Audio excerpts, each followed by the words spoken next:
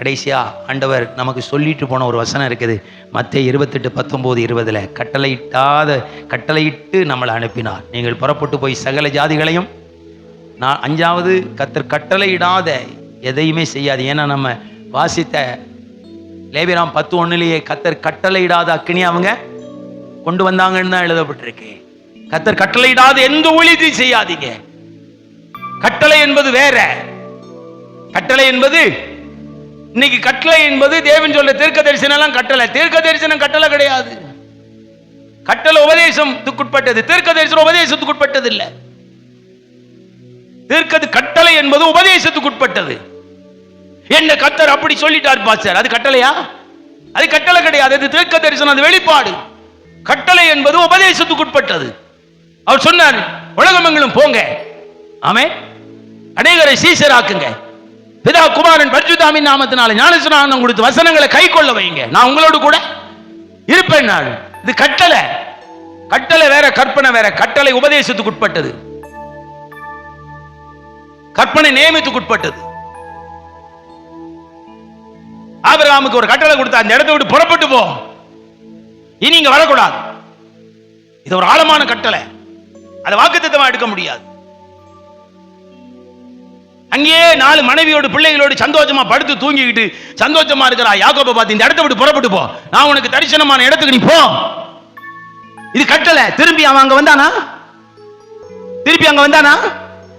கட்டளை வேற, வாக்குத்தத்தம் வேற. இன்னைக்கு நம்ம ஆண்களுக்கு வாக்குத்தத்தத்துக்கும் கட்டளைக்கும் சம்பந்தம் வித்தியாசமே தெரியலையே.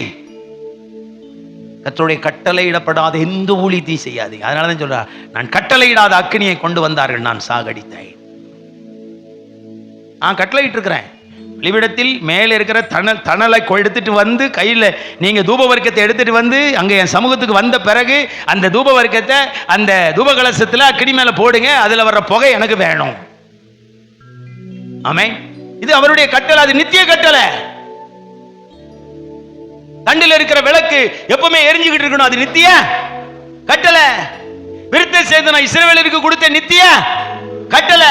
கட்டளை வேற, வாக்குத்தத்தம் வேற. நம்ம ஆளுக்கு கட்டளையும் வாக்குத்தத்தத்தும் வித்தியாசமே தெரியாது. கட்டளையெல்லாம் வாக்குத்தத்தமா, வாக்குத்தத்தெல்லாம் கட்டளைங்கிறான். என்ன நம்ம எப்படி தான் இந்த ஊழியத்தை செய்கிறோன்றது சிலருக்கு தெரியும். தயவு செய்து சொல்றேன், ஆண்டவர்கிட்ட நெருங்குங்க, ஆண்டவர்கிட்டயே கற்றுக்கொள்ளுங்க, ஆண்டவர்கிட்டயே படிப்பினை வாங்கிங்க, அவர் சொல்றதை செஞ்சு பழகுங்க. அந்நிய அக்கினி உங்ககிட்ட வராது. அந்நிய அக்கினியால நீங்க பாதிக்கப்பட வேண்டிய அவசியம் கிடையாது. அவர் உங்களையும் என்னை பார்த்து சந்தோஷப்படுறாருங்க.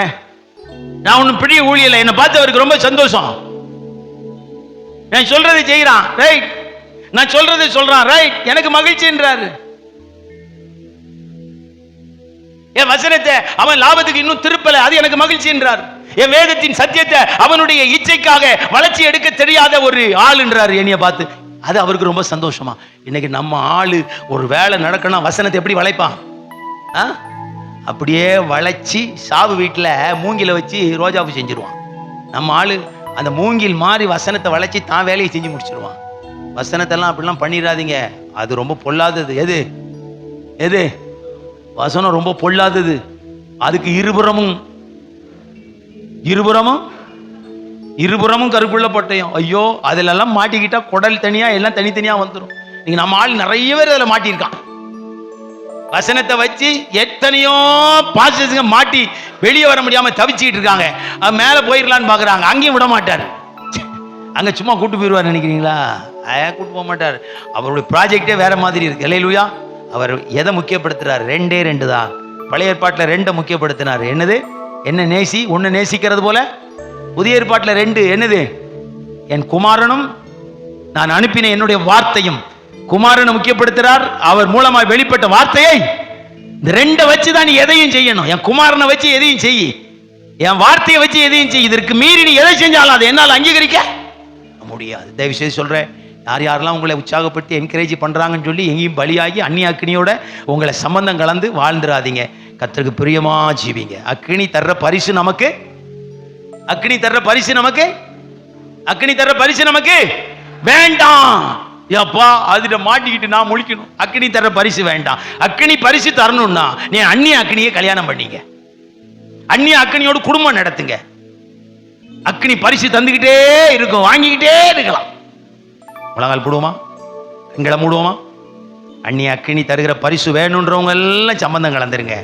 அக்கினி தருகிற பரிசு வேண்டான்னு சொல்றவங்க எல்லாம் தேவனோடு வந்து நெல்லுங்கள்.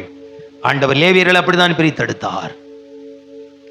முழு இஸ்ரவேலும் பாவம் செய்த பொழுது என் பக்கமாய் இருக்கிறவன் யார் என்று சொன்ன பொழுது லேவி கோத்திரத்தார் தேவன் பக்கமாய் மோசையோடு சேர்ந்து கொண்டார்கள். எனக்கு ஆண்டவர் சொல்லுகிறார், அந்நிய அக்கினியோடு நீ போய் அழிந்து போவது நல்லதா, இல்ல நான் நேமித்த அக்கினியாய் நீ ஊழியம் செய்வது நல்லதா? அந்நிய அக்கினியாய் நீ வாழுவது நல்லதா, இல்லை என்று சொன்னால் நான் அங்கீகரித்த ஊழியத்தை செய்வது நல்லதா?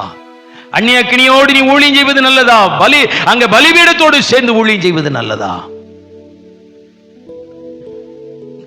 நீ அறிந்த ஊழியத்தை செய்வது நல்லதா, நான் என் சிந்தையில் அறியப்பட்ட ஊழியத்தை நீ செய்வது நல்லதா?